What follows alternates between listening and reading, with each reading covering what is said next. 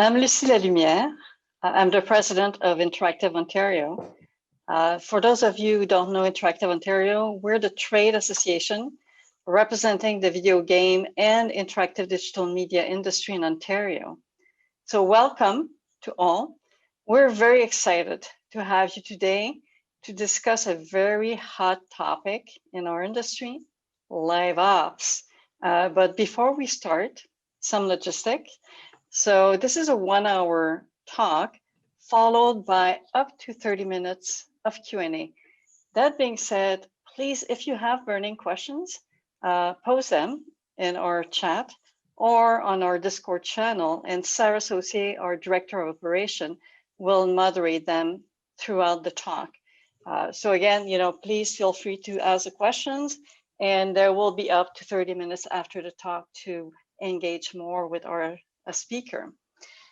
Before we move on to the talk, I do want to take just 1 minute, but a very important minute, to thank our two supporting partners, Ontario Creates and the Canada Media Fund. What you're doing, and I'm addressing both agencies, has been incredible since the beginning of the pandemic to help us in terms of fast-tracking payments, emergency funds, and you've been working very hard. So not only were they, were you guys already very supportive of our industry, but your support throughout the pandemic has been incredible. So a big thank you to you. So without further ado, I'm going to pass it on to award-winning Kim Gibson. Kim is a great supporter of the video game and interactive digital media industry in Ontario. She is from the industry development team at Ontario Creates, and Kim will introduce our speaker. Up to you, Kim. Oh, thank you, Lucy. Thank you so much. And thank you for the props on the award. And I would like to also point out that Lucy is also an award winner. We won the same award on different years. So congrats to you on your recipient of being the recipient of the Trailblazer Award as well. So as Lucy mentioned, I'm Kim Gibson. I'm from government agency Ontario Creates. We are really the other side of the coin, which is Interactive Ontario. So Interactive Ontario is our regional trade association. And Ontario Creates is a government agency. I know I see lots of familiar names and faces on the call, but I also see some people who I don't recognize. So just bear with me. I'm going to give a really quick rundown of who we are, what we do, just so everybody has some context. So our focus is on the entertainment and culture industries, and that includes film and television, book and magazine publishing, music, and the interactive digital media industry, of which video games is a part, and a very significant part. We administer the provincial tax credits, but we also have a whole suite of programs that we offer for those industries. And for those of you who are coming from the interactive side of things, I hope you're familiar with, if you know of us, our Interactive Digital Media Fund. And for those of you who are not, who are based in Ontario, I encourage you to go to our website and learn more. We are very, very busy. We've had a very busy year, just like all of you, with COVID-19 and all of the adjustments and pivots we've had to make along the way. We are also still continuing to be busy as we are getting ready to roll out our deadlines in the new year. So you will be seeing new deadlines pop up. Our Interactive Digital Media Fund funds across the sort of value chain of interactive production, starting at sort of prototyping and concept definition through to production, and then on to marketing. So we do run sort of the gamut. Where we haven't been able to play much to date has been in the post-launch space. It is possible that that may be changing in the future. We may be looking at some new initiatives to be able to get more involved. So I am really excited to be here to listen to this Kristin's presentation today. So without further ado, it is my pleasure to introduce you to Crystin Cox. So Crystin is currently the Director of Live Game Operations for Xbox Studios Publishing. Prior to taking on her current role, she spent 16 years as a game developer herself, working on large-scale online games with teams at Arena, Nexon, and Disney. And Crystin is also focused on game design and direction, monetization strategy, and live ops. She is active in the game developer community and a frequent speaker and writer, especially about ethics and monetization. So if I understand correctly now, I'm turning this over to Sarah, or am I throwing to Crystin? Sarah. To Crystin, off we go. Thank you so much, Crystin. Take it away. Thank you very much, Kim. Thank you guys so much for having me. I'm really excited to be here. I wish I could be in a room with all of you so that this would be a little bit cozier. But as Sarah mentioned, or I think Lucy mentioned, Sarah is going to be looking at questions if you guys have them during the talk, and she's got the green light for me to interrupt if something comes up that's really burning. Otherwise, we'll get through all the questions at the end. So let's dive in here. We tested this, so it should all go smoothly. As Kim mentioned, I'm going to be talking about live ops today. She gave me a great introduction. Thank you so much. Just really quickly, for some context around the games that I've worked on, I've spent pretty much my entire career working on MMOs. So big, large scale MMOs, mostly in the PC space, done traditional subscription games, free-to-play games, worked quite a bit in Asia, spent a good 7 years at ArenaNet doing Guild Wars 2, and then most recently, for the last 2 years, moved over, as she said, to work with Xbox Game Studios Publishing. So I've come over to join Xbox to sort of help the games that Xbox makes from a first-party standpoint do great live ops, and that's what we're going to talk about today. So live ops is a term that gets thrown around a lot. It's a term I prefer. I actually have a real pet peeve against games as a service, and if you want, we can talk about that later if you ever want to hear me just get on a soapbox. But I really prefer the term live ops because I think it encompasses more of what we really do and what we really talk about when we talk about design and process that involves taking care of games over time. And that time element to me is very, very important. We'll talk a little bit more about it, but what really sets traditional games, or sometimes we call like product focused games or box product games from live ops games, is this focus on what happens after the game has players inside of it, or after the game is open to regular access from players. Like, how do we grow it? How do we take care of it? And there's a long history involved in live ops that I think is worth understanding and worth sort of taking the lessons from. Live ops, the term, is sort of two words smushed together because we love to do that in games, right? Like, we've got live on the one side, which is about the actual mechanisms of the game, right? It's a connected experience. There's some persistence to it generally. This sort of speaks to how the game is designed, how it's engineered, what sort of makes up the game itself. And then there's ops, which of course stands for operations. This is the continuous investment, the change, the evolution, the process, the iteration that goes into making these games work. And so we sort of shove them together and we have live ops. Live ops is something that has been around for a long time. It's a sort of a way of thinking about games, I would say, more than any like specific department. It's really a whole philosophy around games, and it traces its history back to MUDs, like multi-user dungeons, which were like not graphical, they're just text-based games that started in the 70s. If you go back and talk to the people who are running those games, many of whom are actually still in the industry and work in live games, they'll talk to you about doing many of the same techniques we're going to talk about today, 25, even 30 years ago at this point for the games they're working on. Because the idea of managing a game while it's live, as I said, is sort of an entire holistic approach to game development. It's one that hasn't been in the spotlight for a lot of Western game development history until recently, but it is one that actually has a pretty big history and a pretty well understood process behind it. As I've sort of made a transition from working totally in the space of sort of PC, online, connected MMOs into my position now where I work with a lot of teams who are more traditional AAA and or maybe have been console focused, I have seen that there is a lot of talk about live ops and games as a service, but you don't get a lot of meat with those talks. So people sort of throw things around like, there, you should care about engagement, and like, you should care about retention, you should do these things. But I don't hear a lot of people talk about like where the rubber hits the road, like what exactly should you be doing and how should you be thinking about it. So I wanted to build this talk to be sort of a primer for, if you want to do live ops, if you already know it's something that you should be doing, but you're just not really sure where to start, or you're just not really sure what it means when people say to do live ops, this should sort of give you a strong introduction. Or like, to put it another way, like I always like to say, great, how do you do live ops? Like, what is the actual act or practice of doing it? So we're going to dive in. I'm going to start kind of high level, then we're going to drill.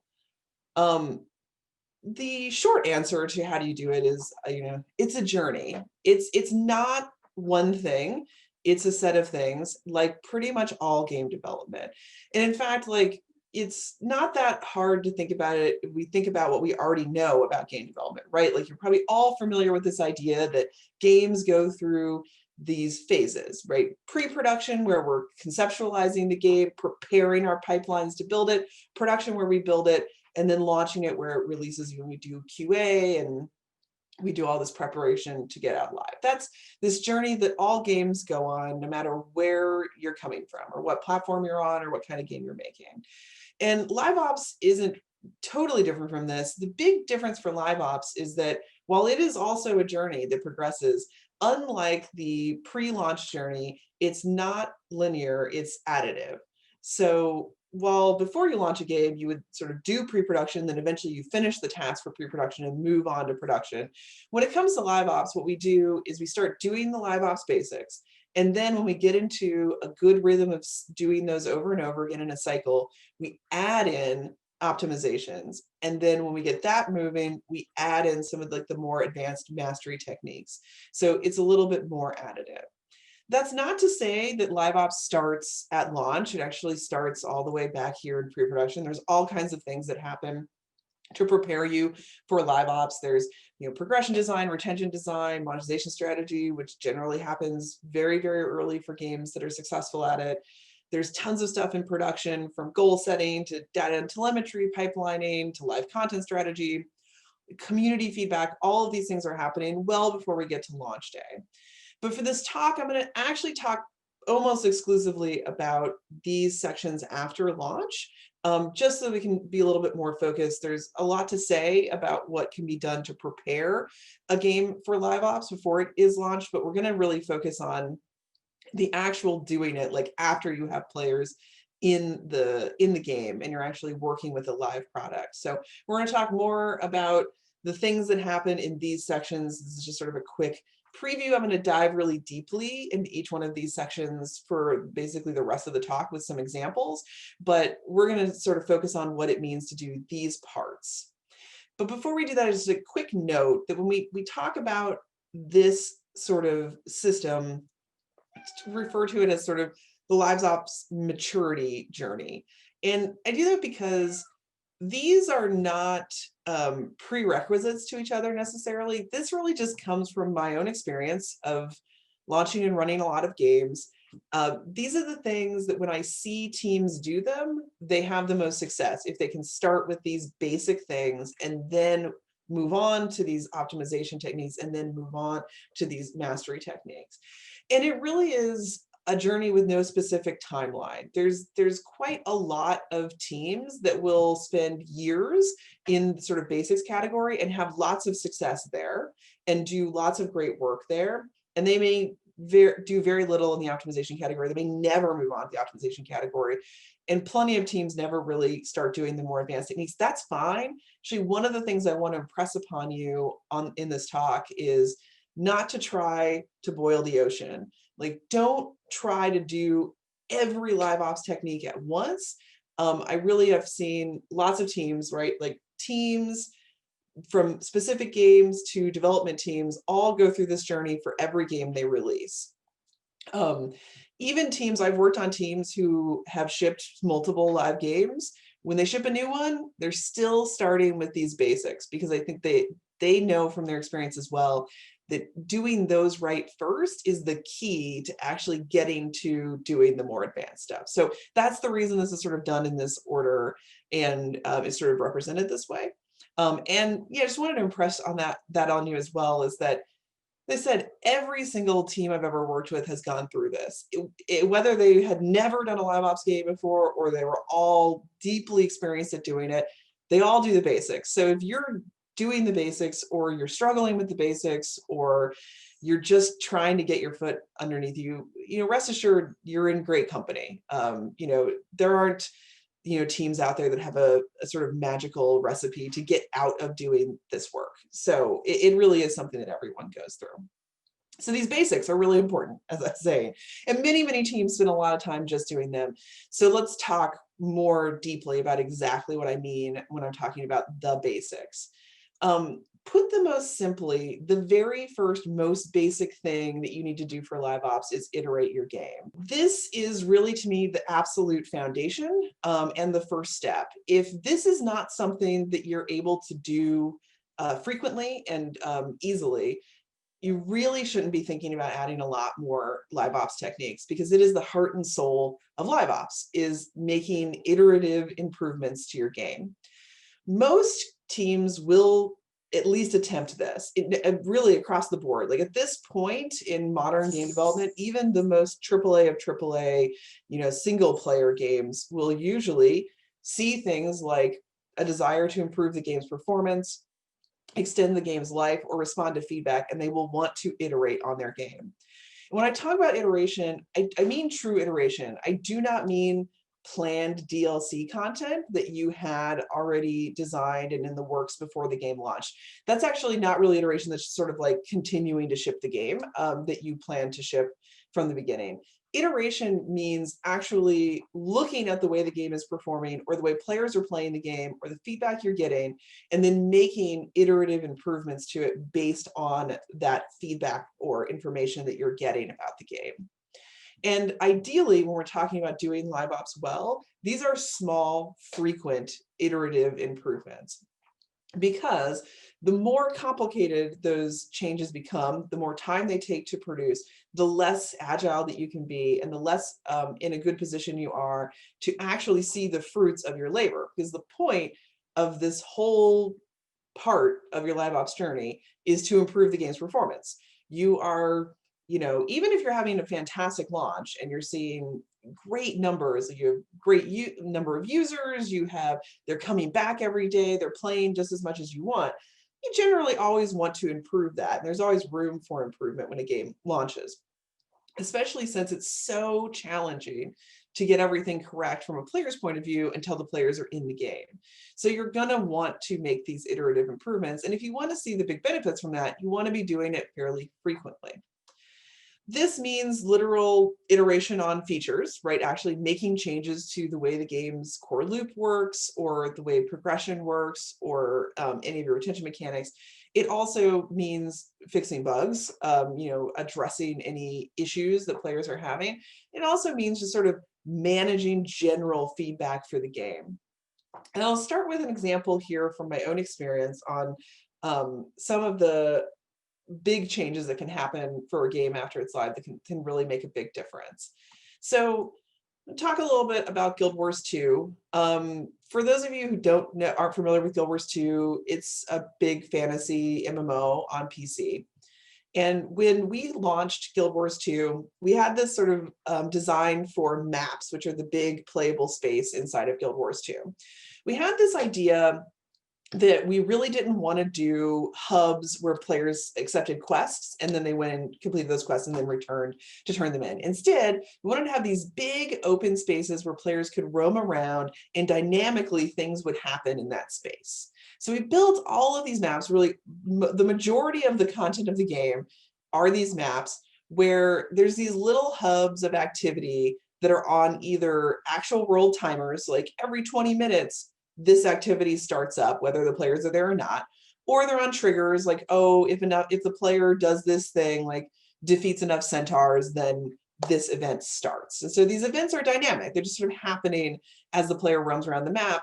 The idea being they would see these exciting things and they would go do them. The maps all were designed to have sort of a storyline that would play out if you followed these dynamic events around the map. There would be sort of a story that unfolded and with, with big boss battles and all of these things happening out in the open world. It was a pretty good idea, and we really liked it and did really great in beta testing. Like, people were really digging it, they were playing it the right way.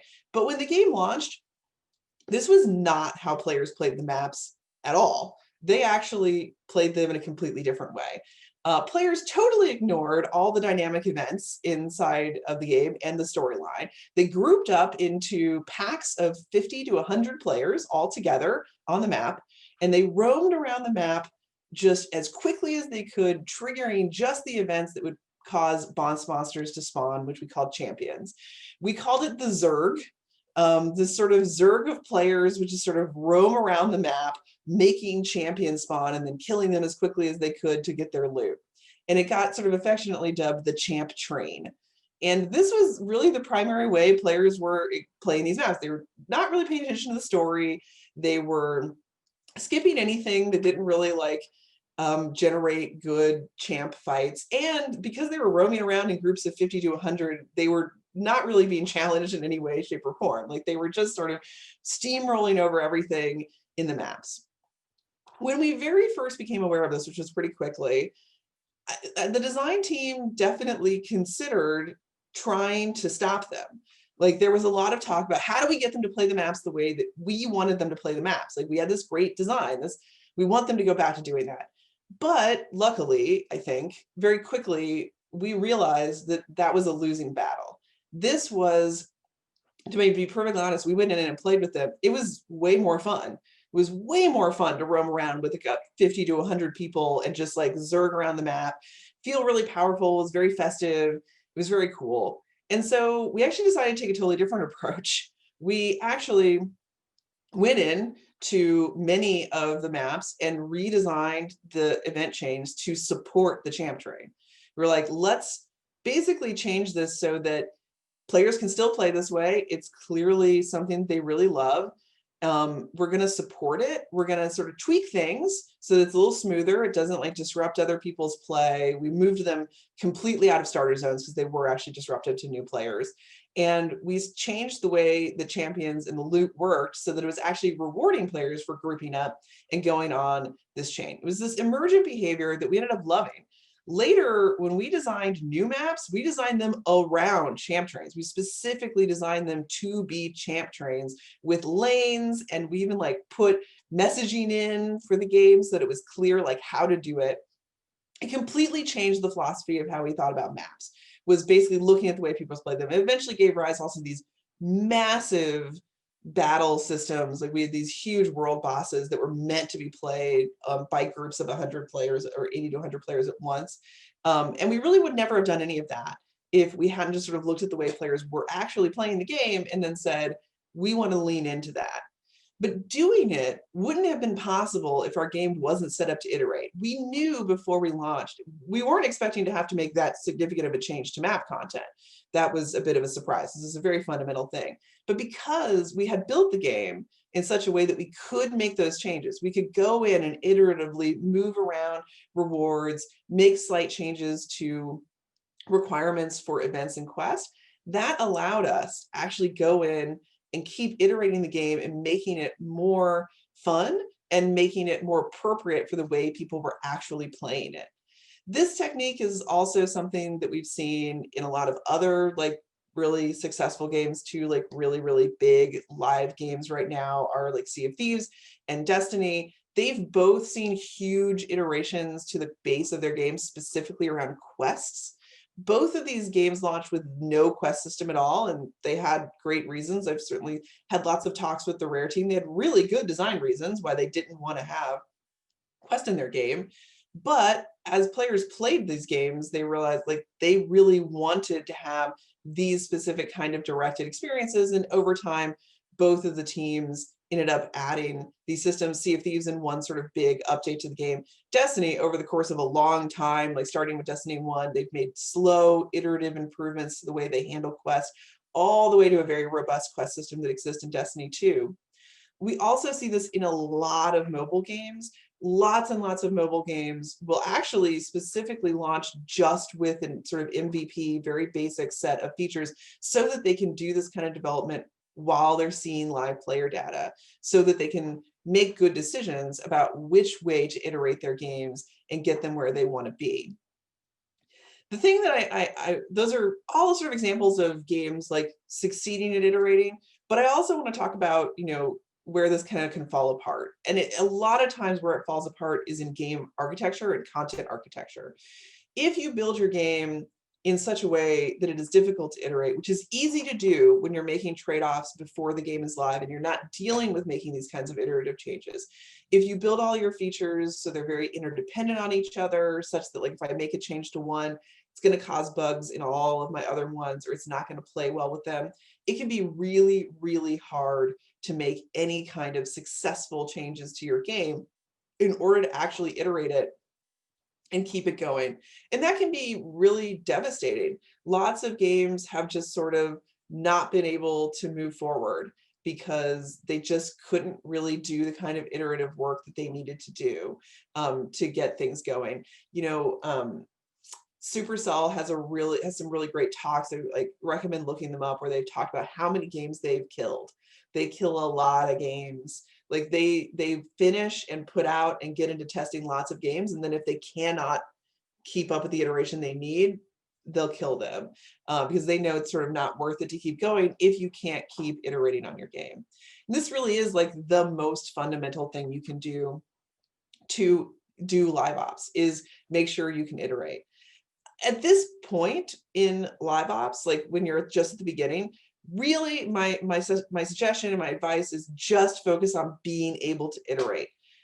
You will be so inundated with feedback and ideas coming both from your internal team that has all kinds of things they wanted to get done before the game launched that they didn't, players who are giving you direct feedback, really basic metrics that are coming in that are just showing you like what is and isn't working. Don't worry too much about being super clever or smart about what you are iterating. Just focus on getting that iteration going. One of the most important things for an early game that wants to be a live ops game is to communicate to players you're going to keep working on the game and you're going to be doing frequent iterations, so it's going to get better. It's something that's worth investing in. It's worth them spending time in because you are going to keep working on it. So just focus on getting that iteration happening. Get your systems, your build, test, deploy pipelines, your content pipelines, your quality assurance pipelines, get them up and running such that you actually can make iterative changes to your game. Also think at this stage about feedback management. As I said, you'll be getting a lot of it. It does pay to think about how you're ingesting that feedback and where you're putting weight for the feedback.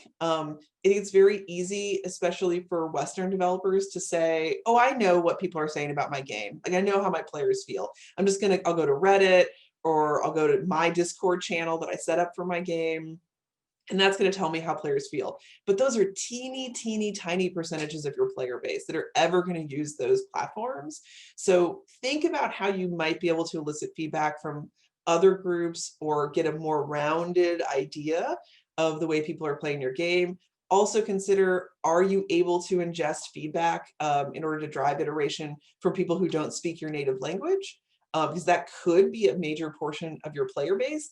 Do you have any plans to how to figure out what they think or how they're doing? So those are just things to think about that can feel overwhelming if you don't have sort of a publishing team behind you. But if you think through them, you can prioritize and even like with a very small team, figure out how you're going to handle that in the feedback management. And then also live incident processes. When you start iterating on a game after it's live, you're going to make mistakes. There's going to be bugs that you introduce, maybe even like really big mistakes that cause like major, issues for players. So at least think about what you're going to do about that. How do you have rollback strategies? Do you know how you're going to compensate players if you, say accidentally delete all their progress, which hopefully you don't do, but could happen as you're making lots of changes to the game. So think about how you want to handle that. So, at this point, as I said, the basics are just like iterate your game. Lots of teams stay here. As I said, there's tons of feedback you're going to get and usually always improvements that you can make to your game. once you get like roll through the most obvious feedback, you're also going to then start digging into, you know, more advanced analytics. Like you might say, like, really dig into the numbers to find out explicitly changes you can make to iterate on your game and make it better and better and better.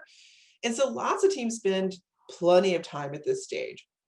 And it's a very important stage, and it's going to take up a lot of your time and effort. So like, don't be in too much of a hurry to move on from this phase. But when you are ready and you want to move to the next phase, that phase to me is all about personalizing your player's experience. So when we're in phase one, in the basics, we're making lots of iterative changes to the game, we're improving it. But generally, you're just improving the game overall. You're making changes to the base game. When we move to the optimizing stage, we really want to start focusing on individual player experience and personalization. This is where we start saying, if I am already killing it on iterating, I can get changes into the game, I'm improving it, I'm listening to feedback, I'm making changes and measuring and making sure they were good changes, then we can start thinking about the world where some of the changes I make to the game are really only appropriate for some of the players. And in fact, some of my players would like to have a totally different experience than others. This is where we start actually getting into personalization.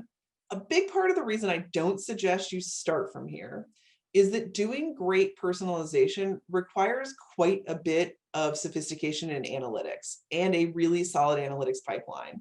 So in order to really personalize, you're going to have a good way to take in information about what players are doing, divide them into meaningful cohorts, and then make targeted changes for specific groups. And you actually have to close the loop, meaning you have to get that information, analyze it, decide what you're going to do, and then actually deliver it. And if you can't deliver it on a cadence that's faster than, you know, several months, it's probably not all that worth doing. Like, you're not going to get huge improvements if you can't sort of dynamically personalize your player experience.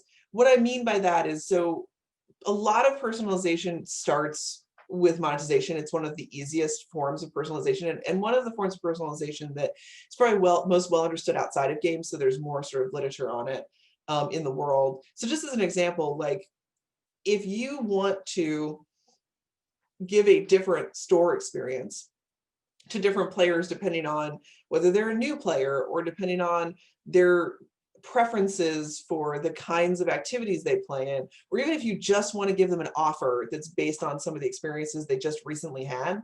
In order to do that, you need to be able to look at data as it's coming in and then have the game react to that data in real time. Because if a player is, you know, a new player, you can't sort of wait for, you know, data to roll in, analyze that data, sort that player into the new player system, and then make a change that gives them a different store experience, because by the time you do that, they're not a new player anymore and it doesn't matter.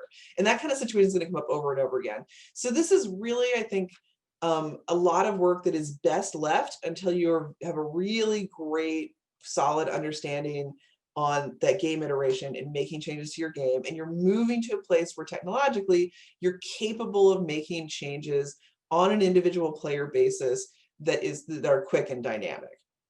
Because this sort of part of game live ops journey is all about that personalization and just figuring out how to more significantly improve the experience for individual players, right? In the first phase, in basics, you're improving the overall game, so all players are benefiting.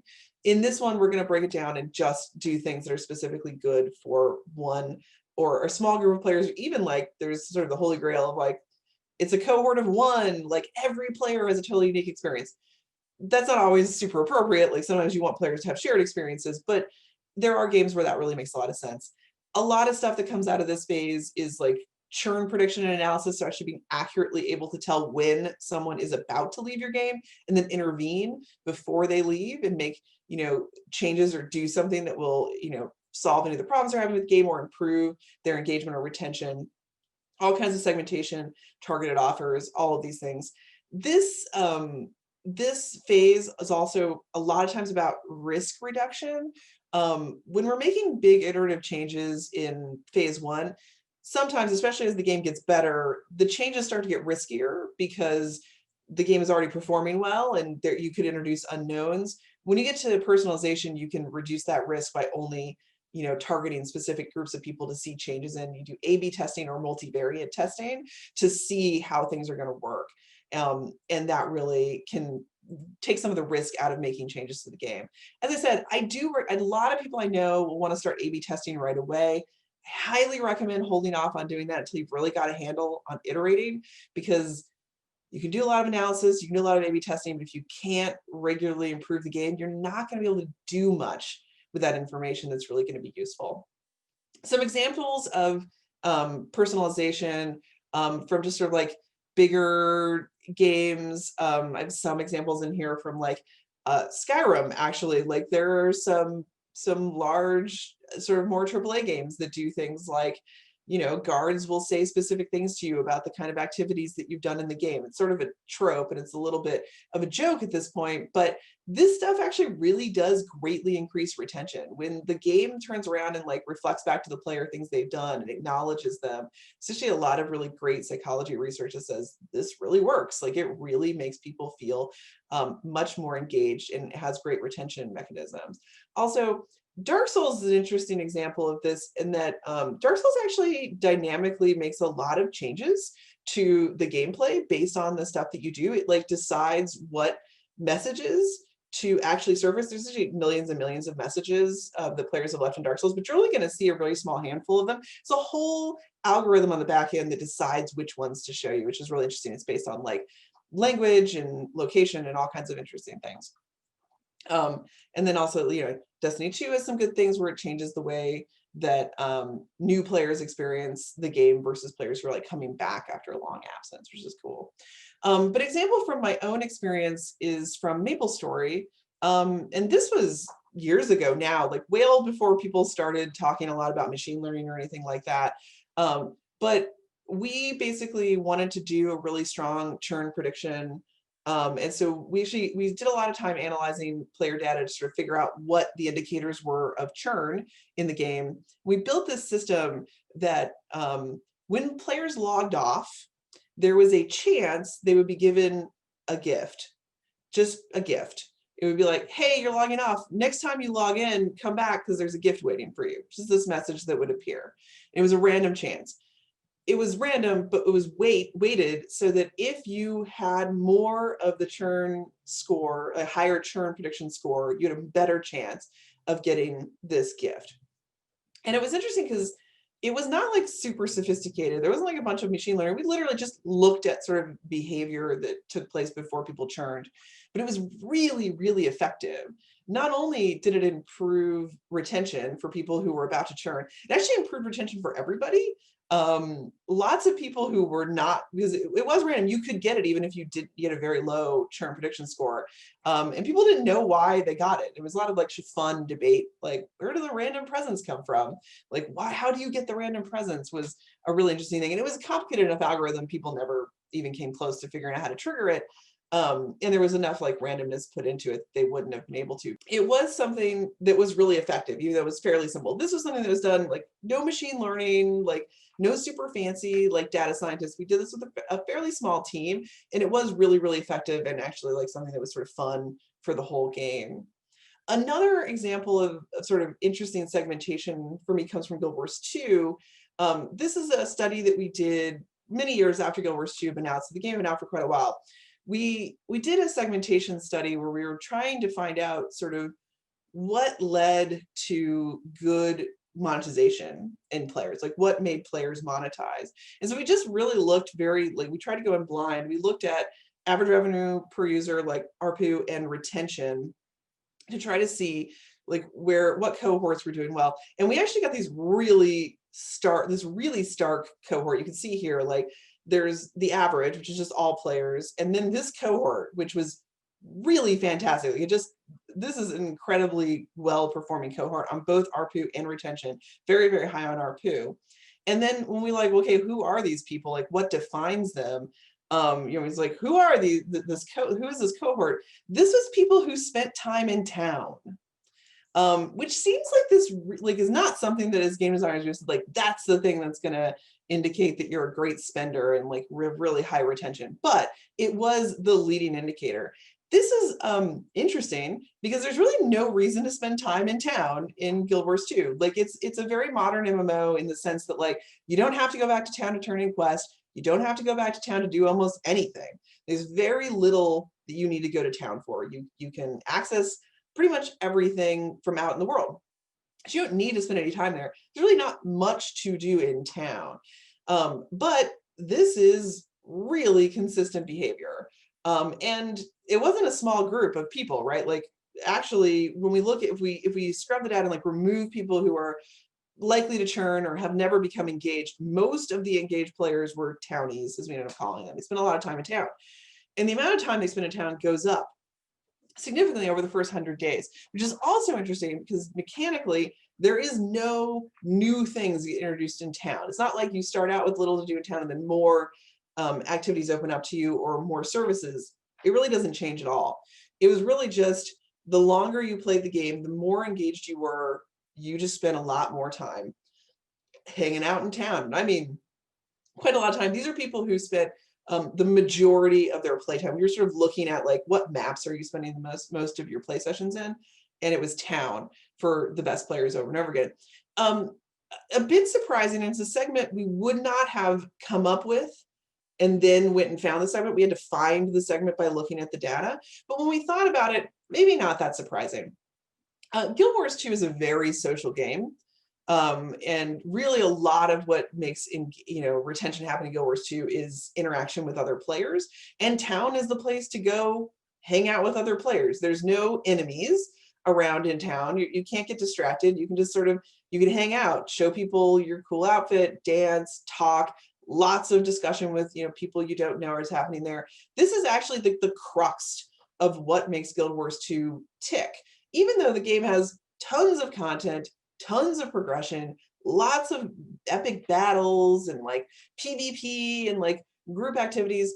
All of that is important too. These people do go do those things, but they also need to spend time in town to like really cement that social aspect of the game. And so this is, once we knew this, it actually had a huge impact in the way we thought about designing content for the game. It wasn't that we said like, well, let's stop making content. That would not have made them happy, but we did make sure we put things in to recognize the time they spend in town as important and valuable, and to make sure that the content we put in did allow for that downtime. We didn't like sort of stretch you too hard with like, oh, if I want to come in and play and accomplish anything, I don't have time to hang out in town. We don't want you to make that choice because obviously hanging out in town, very, very important. So that kind of segmentation was hugely important and sort of helped us not only personalize a little bit, but also just understand what drove our most engaged players. So you can spend also plenty of time in this phase. Like I would say, lots of games spend almost all their time in this game. Most mobile games that do really fantastic live ops hang out right here. They're very focused on personalization. They do a great job of it. Like Clash of Clans comes to mind, which is really fantastic, the way that they like sort of serve you content and like keep that feeling dynamic and interesting, and they make lots of little changes in the way they matchmake you and sort of serve you up offers and things like that based on personalization. They're really great at that. Like, lots of mobile games that do this well are right here, and they don't really need to move on because they're doing great right here. They're iterating and improving the game, and they're personalizing, which is really driving great results for them. But if you do want to kind of move on and really hit some of the most advanced techniques, the next phase in the live ops journey is to get to mastery, which is all about expanding your engagement. So these are the techniques that are really about more than just what's happening inside of the game. Although they do involve things happening inside of the game, but they are either features in the game or things you do outside of the game that are going to strengthen your brand and the loyalty to your brand and really promote organic growth. To me, what it really means to be doing live ops at the absolute peak is that you're getting organic growth. you're not paying for all of your players. You're actually getting a lot of players off word of mouth or off of the sort of networking effect, because that's how strong the community around your game is. And that's sort of, it's kind of a holy grail to some extent for live ops games, right? It's like emerge to a place where you're doing such a great job of operating the game, you can back off of having to spend to acquire, which is a little businessy, but it is a good metric for figuring out, like, I have built a real community here. This sort of part of live ops is all about community. You are probably going to have a community team before you get to this point. Of course, you're going to do some things to engage your community.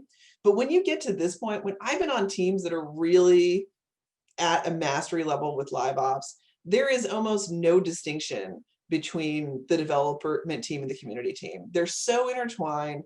They're so working in such harmony that they're basically the same team. There's sort of seamless communication there. And the development team is doing a lot of work to support community. And this could come in the form of games, events and things outside of games. It is, yes, community shaping through like forums and blogs and, video content and streaming content.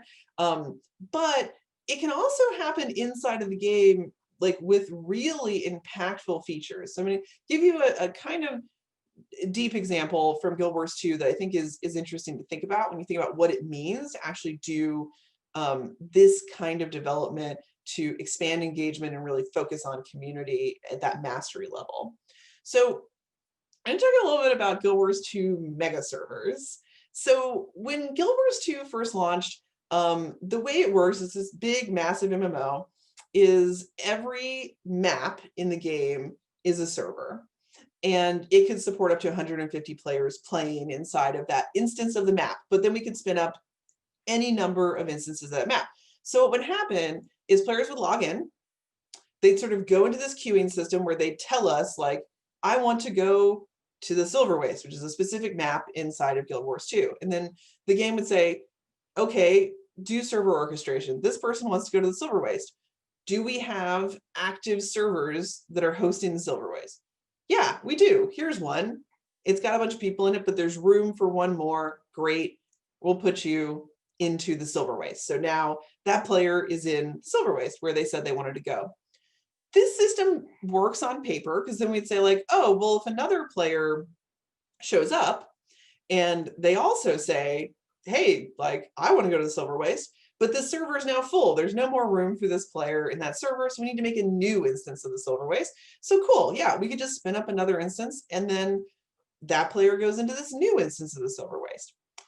I said, and this could just go on, right? Like more and more and more instances, as many as you need. This sounds good, but of course it has some really obvious problems once you're actually full of people who are coming in and out in a dynamic way. People log out. And the system didn't really allow us to refill servers after people logged out because the server that was full has already moved up the queue. It's away. It's not the one that's being filled with people.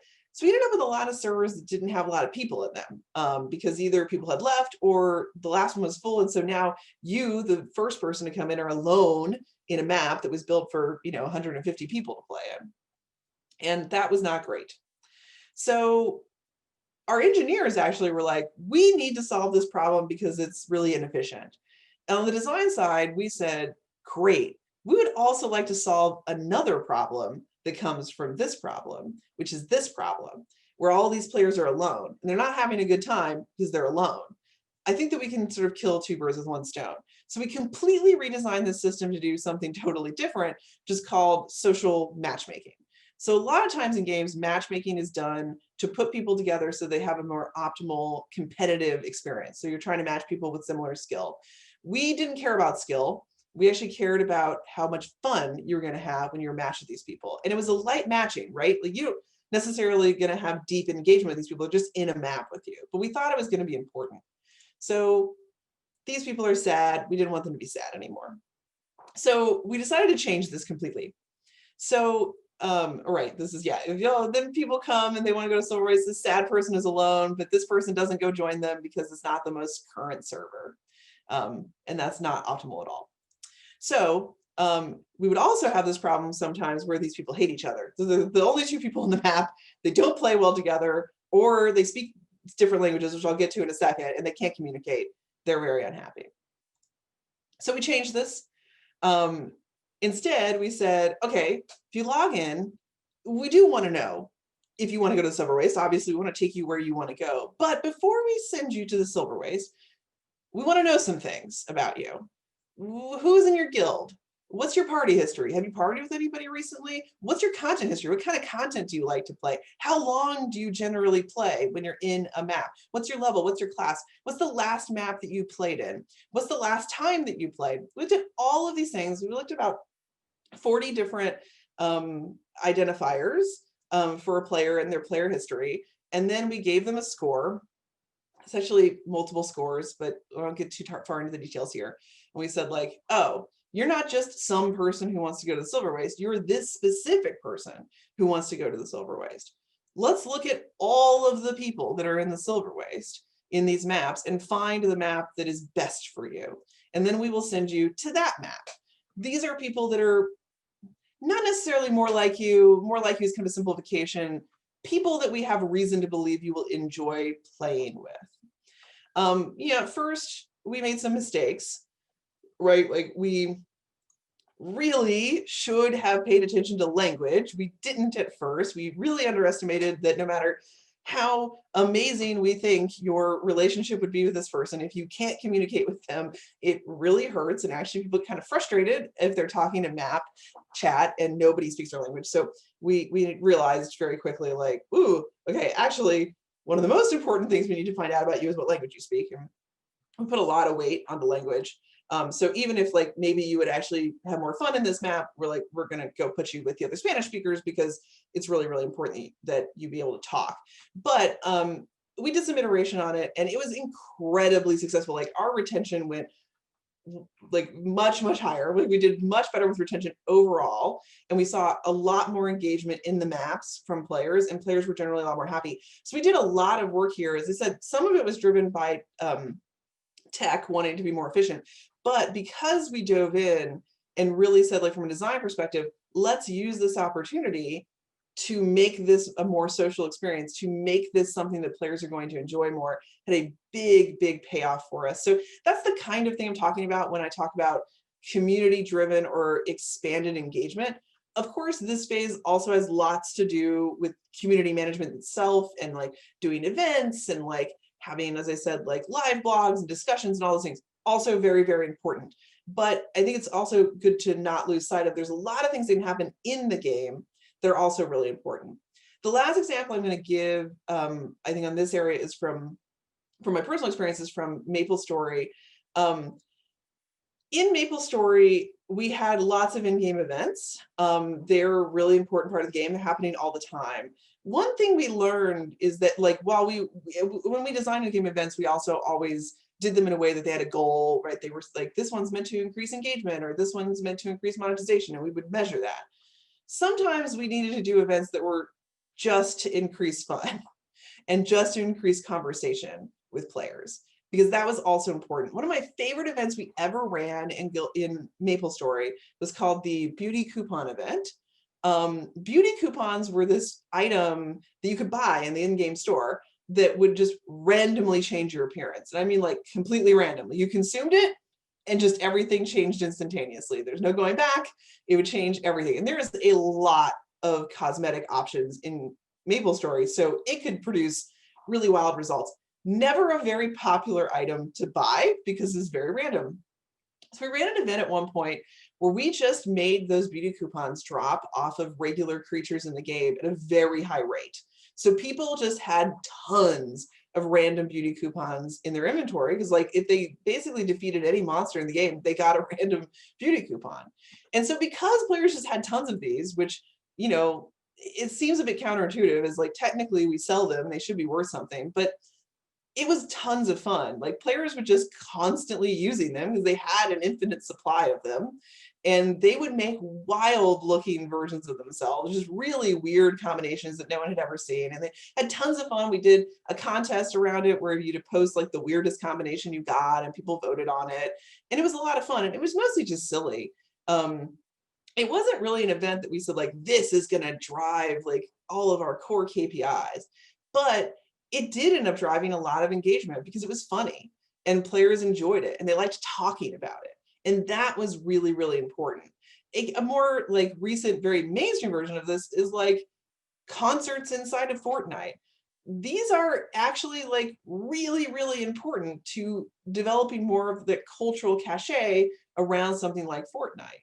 This is a place where we actually even see people do it in AAA. Like, interestingly enough, I don't know if people really realize this, but inside of like Assassin's Creed, there's all kinds of interesting little community things that go on that you may not notice if you're not logged in.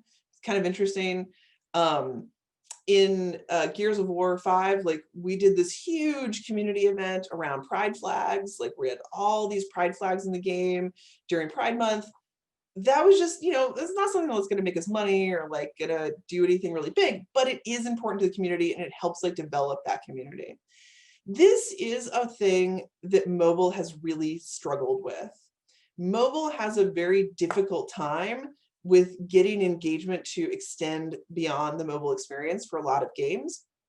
Really, one of the best examples of this working in mobile is Clash of Clans. Their insistence that everybody join a guild and like that you must join a guild to play that game has produced some really interesting community aspects for that game that is pretty rare in mobile games. Mobile games really suffer from, there isn't like on PC an easy way to sort of like get to forums or community sites or those kinds of things. And so that can make it a little difficult for communities to like discuss things and build up. But I think it's an untapped area for mobile really explicitly because these techniques do work. Like we were doing these techniques back in the 90s when there wasn't actually that much community activity happening in the ways that we think it is now. There was no social media. There was no things like that. And they were still working, even though they were happening almost exclusively inside of games. So I wouldn't ignore this stuff just because you don't see a lot of other mobile games doing it.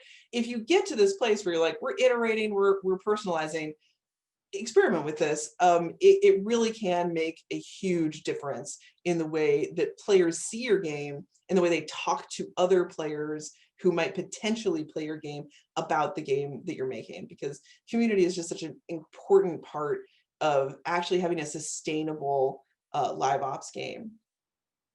Okay, so we've talked a lot. I've talked a lot. I'm hopefully there's some questions bubbling up there, but to sort of wrap this up, this is the live ops maturity journey. As I said, like, yeah, there's no like rule that says like you have to do it in this order. And there are plenty of teams who have dabbled around on this spectrum and done various things. But I will say and reemphasize, this is an order that can help, especially if you feel overwhelmed, you're not sure where to start. Start with the basics, because there really is a lot to be said for getting that down before you start to do the personalization and that optimizing, and before you dive into these really advanced techniques that really need a lot of support to make them work. If you can get the iteration working, if you can get your game really effectively being improved over time and being touched regularly, a lot of these things become much, much easier. It's also a lesson if you are struggling with some of these, if you're early in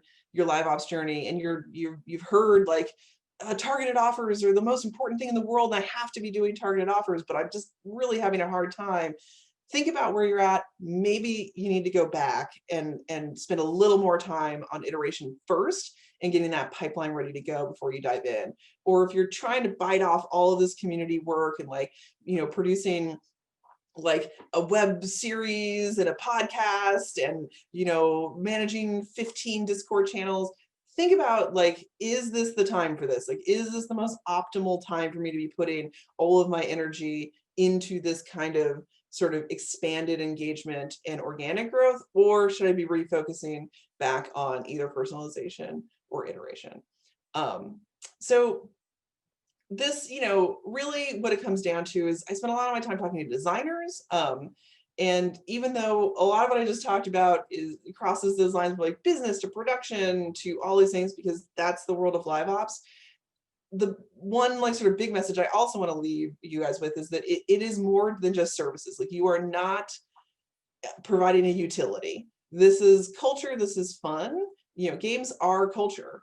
They're these long-term continual engagements. You need to focus on those, you know, intrinsic motivations that players have.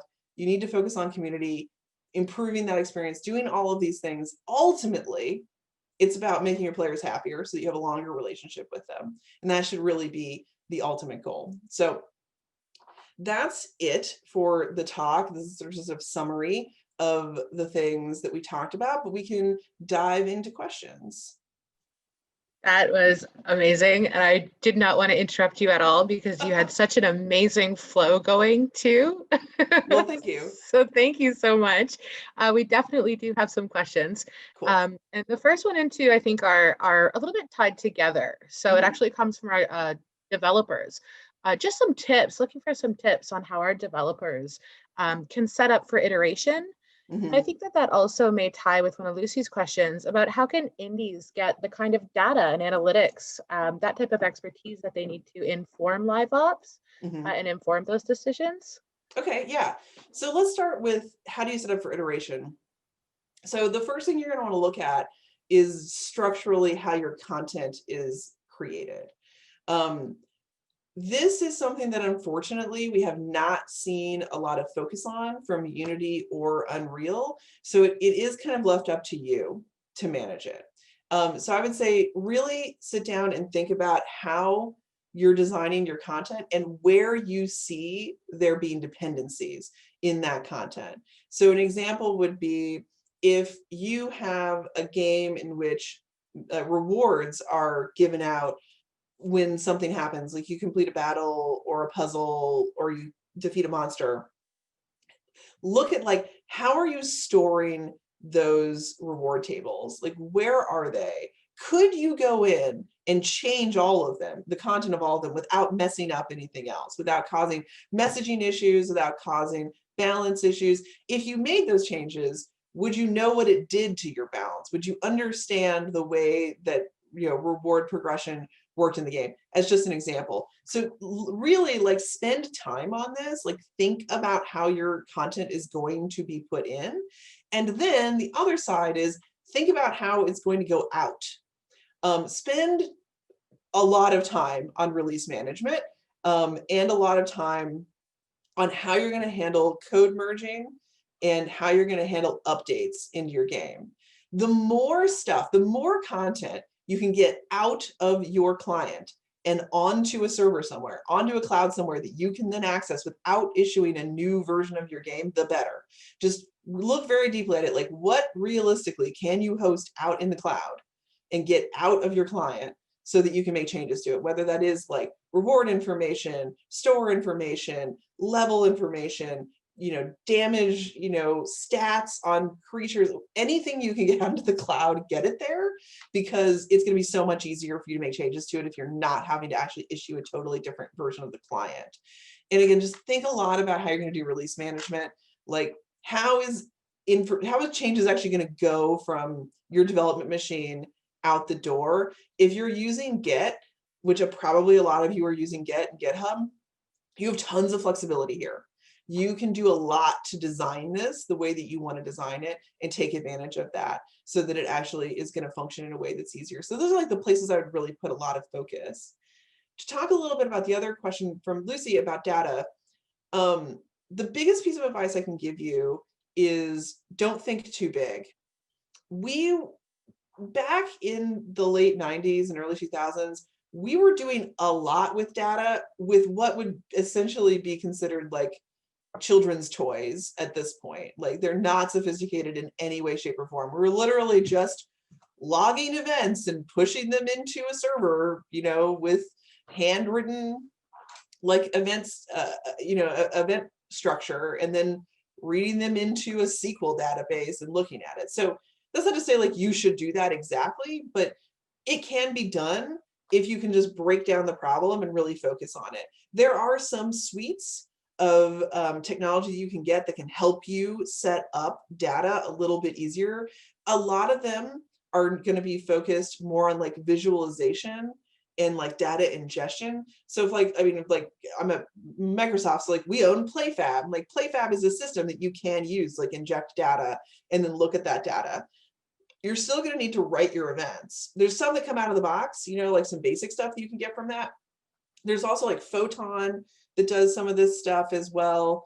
And I'm blanking on the name, but there is a service that Amazon provides as well. I believe I'm blanking on the name, but there are some off-the-shelf services that you can use. But I would say think small first, and think about like what do you really need? Like what data are you going to action?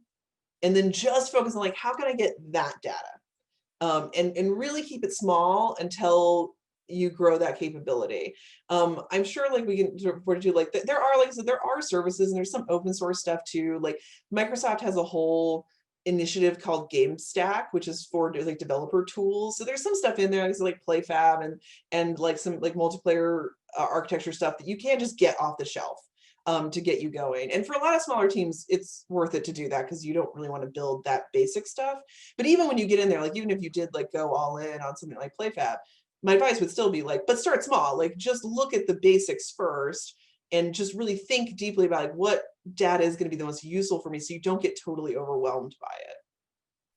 And that's actually a perfect segue to the next question, which is more specifically about what are some of the tools that Xbox developers can use to support community building and activities. And so, for example, just there's the Xbox official club, but that's only for the games that is released. How can we engage better with fans before the game is out and also to get feedback? Yeah, no, I mean, I think that there are some really cool things that Microsoft has, like you said, like that, like clubs and Xbox Live and Game Pass at this point that provide access after the game is live.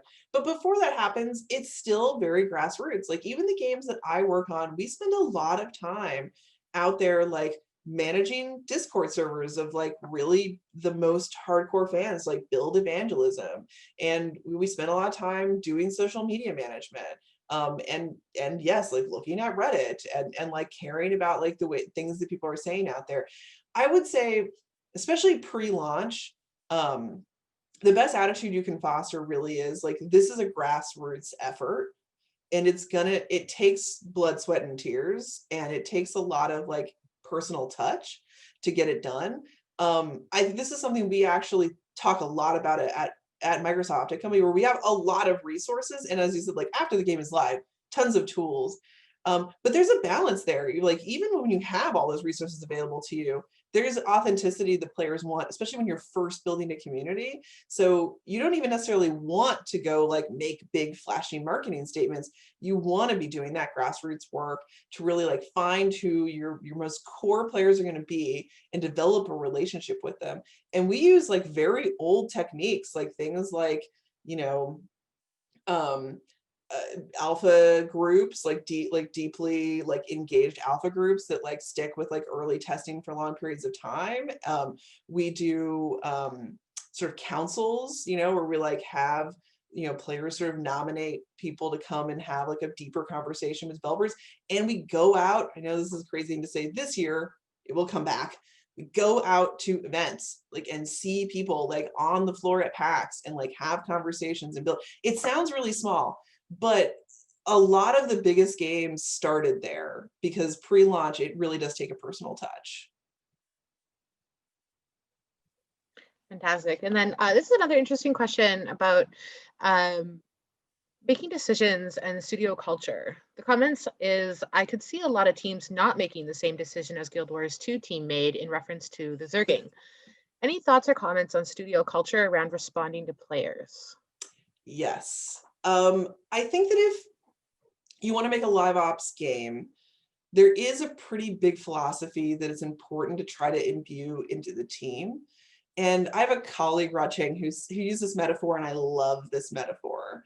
He said, did a lot of game developers dream of being a movie director and sort of like directing an experience for players and showing everybody their vision. But live ops games need a nightclub manager, not a movie director. they need somebody who's going to create an environment for players to have a great time.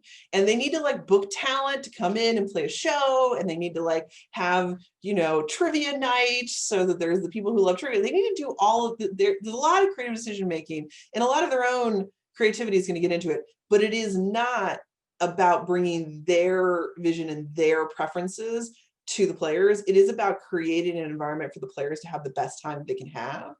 That kind of shift can be hard. I think you do need to like have open conversations with your team about it and kind of try to break down that ego, which like, I mean, it's not like it doesn't exist still. Like, I mean, every designer struggles with it. Like, I'm a designer. I want to do the thing I want to do. Like, I want my voice to come through, and you don't want to squash that like completely, that your voice is important. Personality is important. You know, players want to know a real human being made something, and it wasn't made by like a perfect robot of fun generation. But you do need to get in that mindset that you're in a service business. Like, you are there to create a great time, and it's really just about the player's great time. There were hard conversations in that team too, like hard conversations that like had like statements like, what's more important to us, the game succeeding or us, you know, sticking to our guns and saying like, you will have fun the way that we want you to have fun, or we don't want you in the game. Because that was going to be the choice. Like, we could have put our foot down and said, we only want the people who share our vision. Like, we only want the people who want this exact experience that we envisioned.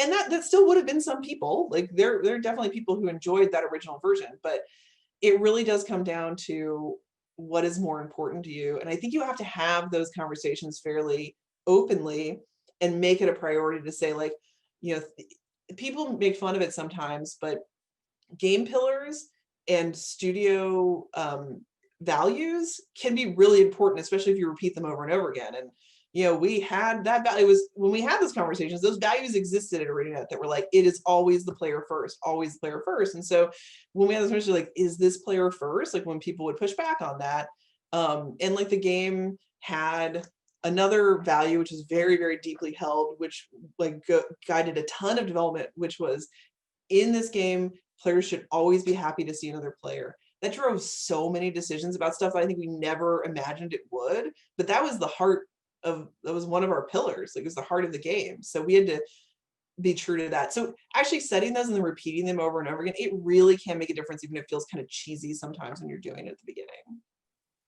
Okay, and we're getting more questions. And just on that note, if you have any recommendations on how you deal with a vocal minority who aren't necessarily on the same page. So the first thing I would do is figure out if you have a shared goal. Like, get away from solving the problem for a second and just like, do we want the same thing? And have that conversation with the vocal minority. If we're talking about inside the studio, you want to have that conversation around like, do we have the same goals? Are we trying to achieve the same thing? Okay, let's get back on common ground. And then let's focus on the problem, not the people, and what we're trying to solve. And then, especially in a team, and this is very true to ArenaNet, that's not hierarchical, very, very flat, you do need to come to some agreement on how tiebreakers are going to happen. Like, you cannot get into a stalemate. Like, there has to be a way to make a decision, and you need everybody to agree, like, we're gonna disagree but commit, because there has to be an end at some point to the conversation. But first, try to get back on common ground. When we're talking about players who are a vocal minority, the best thing to do with them is to just hear them.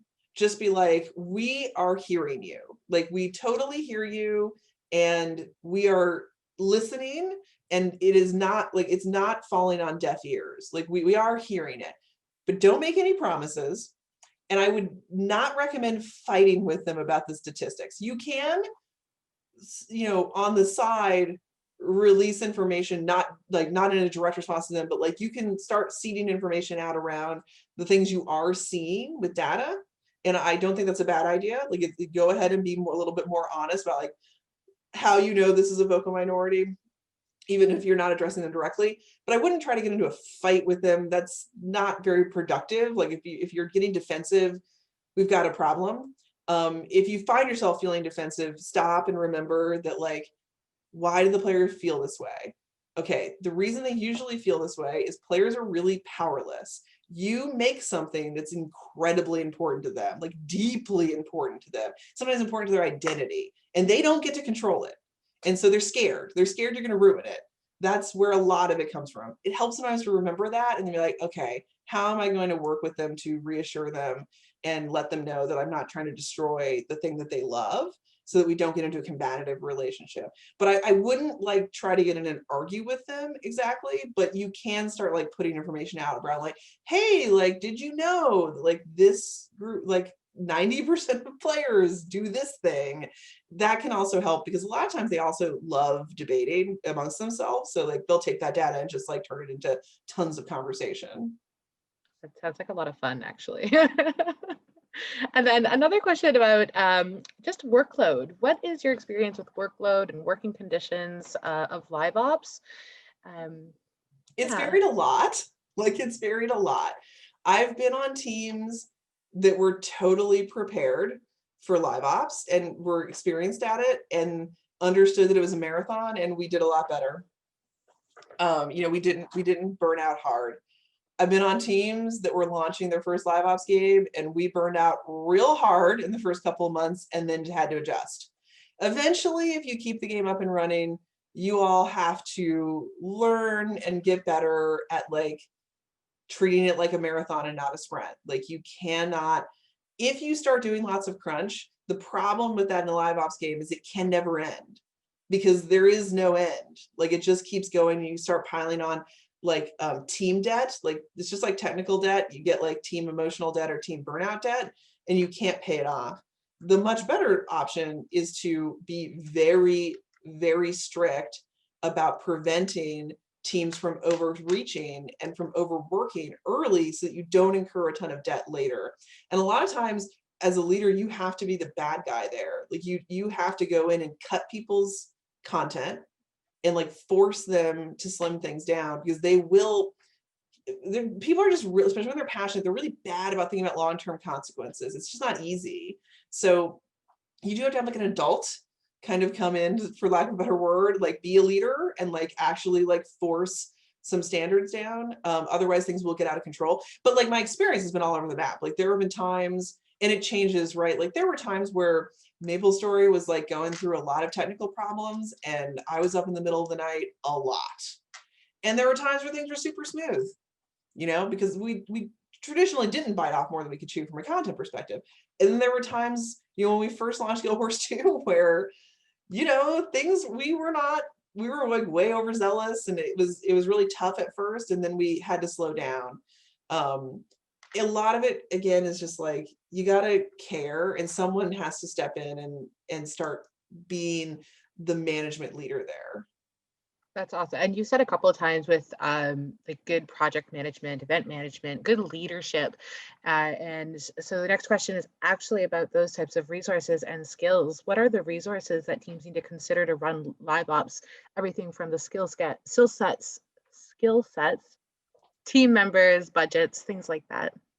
Yeah, I mean, I'd say the first step, I think, to running a successful live ops team is get people who want to do it. You know, try to prioritize that. Like there are people in the industry who are fantastic game developers who have no desire to run a game after it's live. Like they love the pre-launch period, and it's the only part of the development process they want to engage with. You need to take that seriously if you're building a team, especially the leaders on your team. It needs to be people who want to do this, who are like really into the idea of being like the nightclub manager, and like really want to like devote themselves to a community for a long time. That's really important. I would look for people who have a good understanding of community or customer service, because it is a service industry. Like so, and lots of people in the industry have some of that experience in their background at some place, which can be helpful, or at least have look on that sort of area with a good respect. Which I think is super important for that period. You can also, like, I've definitely worked with people who come from a more like economics background, like economics and analytics background. That can be super helpful. You just got to make sure you can pair them with people who are a little bit more human focused, you know, to get that balance, right? Designers tend to be a little bit more like behavioral psychology, and, you know, analytics, there's exceptions to this, but like analytics and economics people tend to be a little bit more math. you want to make sure you keep a good balance on that. But the other thing I would look for is, yeah, people who have shown they can commit to something for the long haul and care about long-term thinking. Okay. And don't try to do it all. That really, something that you said in the very beginning really stuck with me. Is there a strategy to decide which ones do you do in the basics? Is there a basic that is actually a must-have Mhm. versus a basics? So I think that, like, in a lot of ways, live ops really is just the story of like iteration and being focused on small improvements. Like, it's baked into me at this point. Like, every problem I think that I approach now comes from a place of like, how can I break this into smaller pieces and then make small improvements towards my ultimate goal? I'm not focused on the ultimate version. Is like, how do we just improve? Improvement is the most important thing. And I think it's true for even like the basics. Really, you want to start with, can you do it? Just physically. Like, can you physically get iterations into your game? And even if you have to pull all the way back to like, we are going to make small, almost meaningless changes just to prove that we can get content out the door in a stable way, in a reliable way, in a way that is not making your team run around with their hair on fire. And then you look back at it, this is the cycle, you do it, and then you go, okay, what can we improve about that? Okay, let's make an improvement. Let's do it again. What can we improve about that? Let's make an improvement. Let's do it again. And you just got to grind at it to get it there. And you got to keep in mind, like I always say this to people too, like, if you really want to iterate, you got to set your goals before you do the thing. Like, ask yourself what you want to get out of this before you do it, so that you can then actually evaluate whether you got those things. If you wait until after you do it and then just say like, how did that go? It's way harder to figure out whether or not you're really making progress in a particular direction, or you really are doing better, because you're prone to all the kind of cognitive biases that come with that, like with recency bias and like success bias and survivorship, like all that stuff. So set your goals first, and then as far down as you got to break it down, do it. Some teams are going to have great technological backing, right? They're going to have the tech on lock, and they're going to be like, really build, test, and deploy. No problem. We do that in our sleep.